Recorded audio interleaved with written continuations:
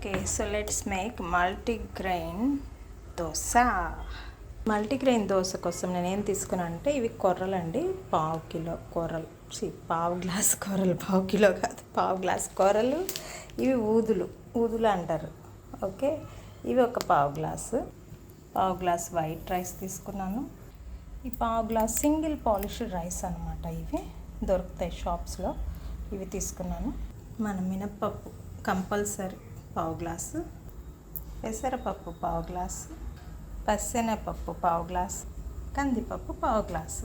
ఇవి మార్నింగ్ నుంచి ఈవినింగ్ వరకు నానబెట్టి కొంచెం ఒక 10 to 20 or 15, అంటే కొంచెం క్వాంటిటీ కాబట్టి, లిమిటెడ్ క్వాంటిటీ కాబట్టి నేను మెంతులు కూడా వేసి నానబెట్టి తర్వాత మిక్సీ పట్టుకున్నాం. మళ్ళీ దోశ బ్యాటర్ ఇలాగనమాట రెడీ అయిపోతుంది.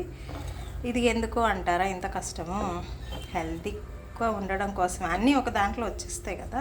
సో అప్పుడప్పుడు ఇలాంటివి చేసుకుంటే పిల్లలు చాలామంది ఇది ఉంటే అది తినము, అదైతే తినము అంటుంటారు. అలాంటప్పుడు this will be very helpful.